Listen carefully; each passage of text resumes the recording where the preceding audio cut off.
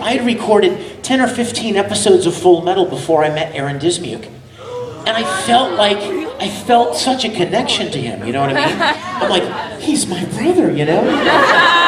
So I go to Acon in Dallas. This is a funny story.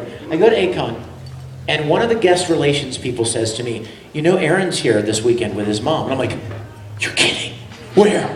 I want to meet him. I can't wait, right? So we're walking along, and suddenly there's Beth Dismuke and Aaron, who at the time, you guys, is 12. Anyone 12 here? 11, 12, 12, 13? Stand up for me. This is Aaron Dismuke, right? So imagine this cute little kid walking along with his mom, and his mom is pushing a stroller with his baby brother in it. And this grown man goes, Aaron! And goes running at him and grabs him. I mean, he was probably like, he was probably paralyzed. Stranger danger! Mommy, the pervert's hurting me! But it was the first time I got to meet him. How many of you ever saw the commentary of, or heard the commentary, I should say, of Dean Angel? With me and Kevin Korn, right? Well, if you did, you would know I never met Kevin Korn before we got together to record the commentary. So instead of talking about the show, which is what we were supposed to be doing, we spent half the commentary like talking to each other about, so dude, tell me about you. Like, what's you know, because I was so jazzed to finally meet the kid. I knew his voice so well from hearing it in my head for so long. So it's really neat to get to meet people in person that you've worked with, but we don't get to actually record at the same time. So that's kind of sad, because you feel like you know them. You know, you feel like you know them, and so it's kind of tricky. You're welcome. Yes, sweetheart. Hi! Finally!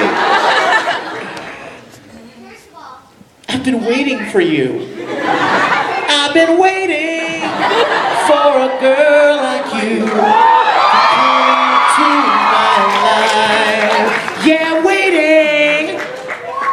Sorry. It's a musical day. Yes, sweetie. What? But you thought it was what? Thick, like F like Frank? No, fig. Oh, fig. I like that. Kind of good. Fig. If I ever get to make up the name of a character, I'm going to tell him I want it to be Fig. And what is your name? Your name is Tori? I'm going to call you Forey. So that we'll have like Fig and Forey. We'll have the F thing in common, all right? Wait 1 second. Yes? Go ahead, Tori. What do you think Tama-chan will be doing at this moment? Oh, God. Yes! Tell us! I think Tama-chan, if I know Tamaki, and I do,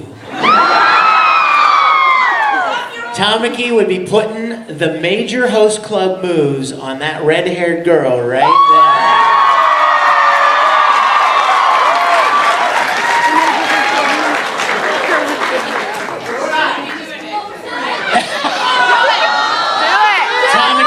Tamaki would be all up in her ear going, so, what brings you to Anime Expo?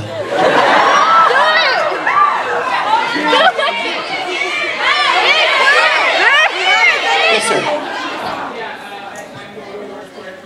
Oh, yes, you are. I recognize you. I recognize you. 3, 2, 1. Go.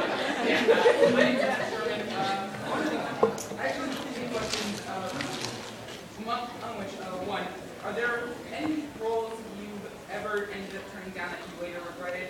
Second, is there any possibility we may see you branching out into roles that beyond just anime, like maybe in live action or at least in video game roles? Thank you. Those are both really great questions. Let me answer both of those real quick, okay?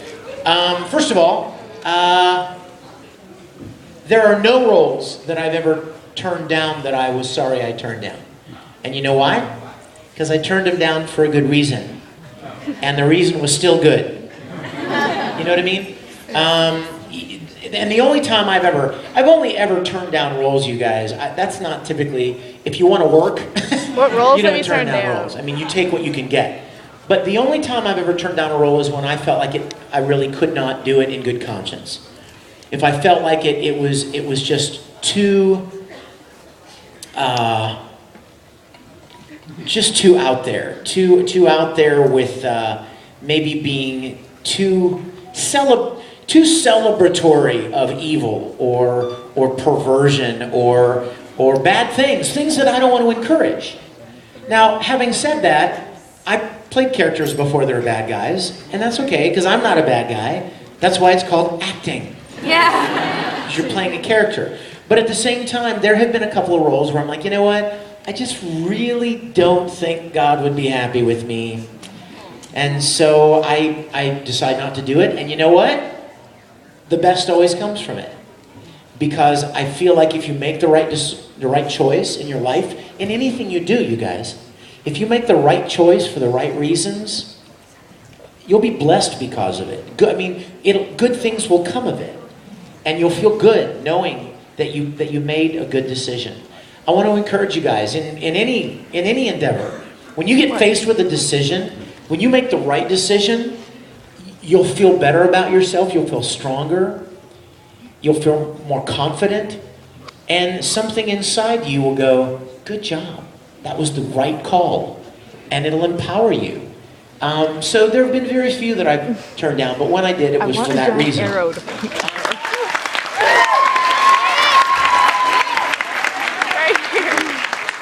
Second question.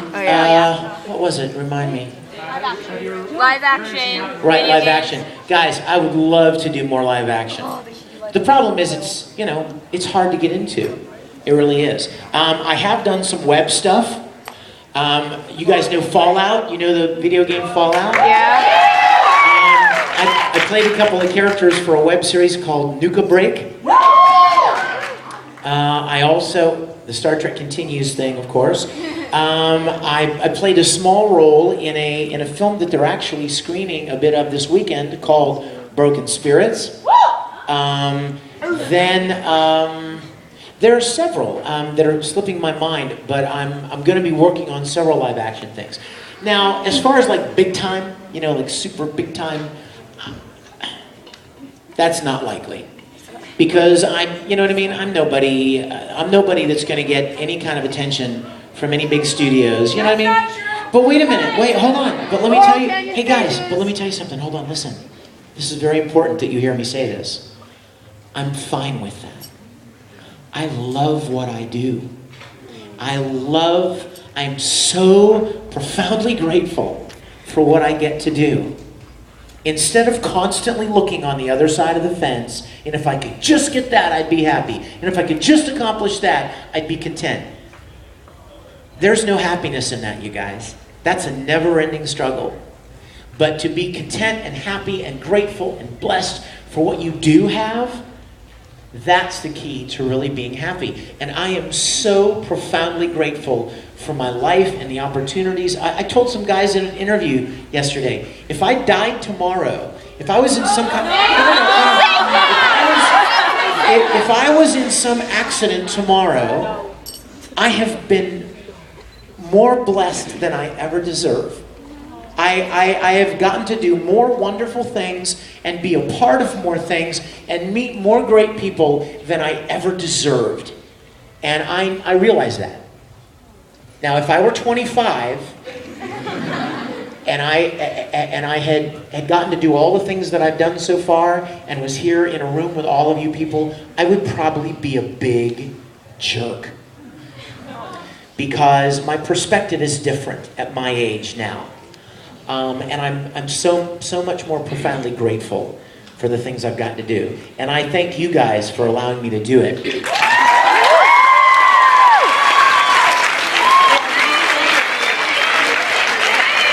We have about 10...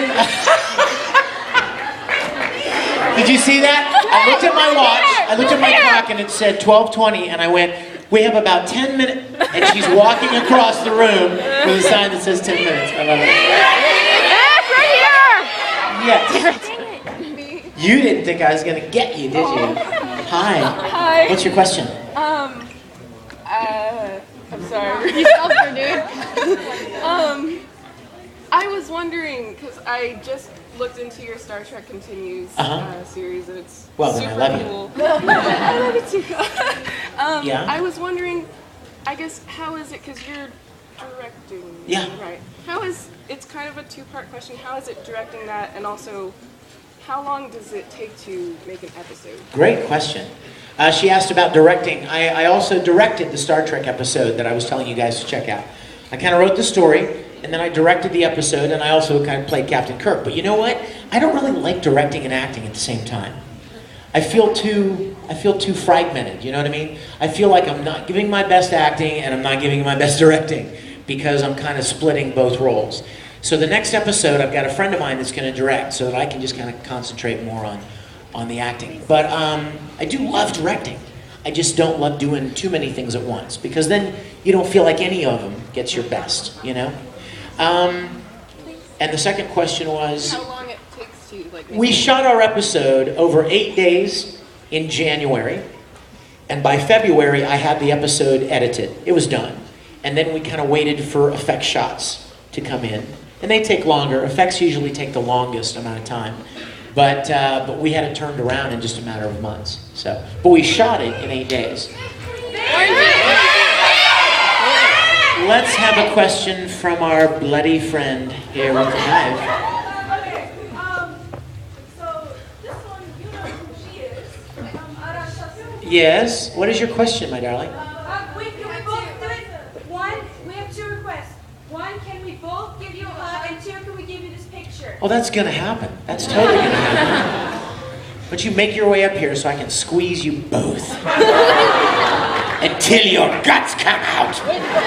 You need to ask for a Not hug. really. You But need to ask yes. for a hug. Okay,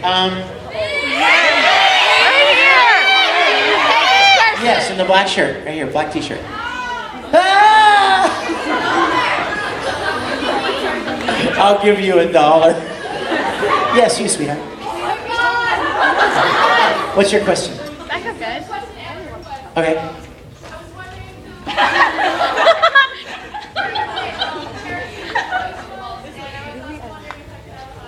Who the favorite character I voiced was? Favorite character? I never used to answer this question. I was like, you know what? If this lovely girl, if she asked me, who's your favorite character? And her favorite character is Tama-chan, and I say dark, she goes, stupid Vic. I wanted it to be Tama-chan, right? I mean, when people ask you that question, they have a character in mind that they like, and they're hoping you agree with them. So for the longest time, I didn't want to answer that question. I'm like, oh, well, I love all of them equally. They're my children, blah, blah, blah. Blah, blah, blah, blah. Until one very significant thing happened in my life.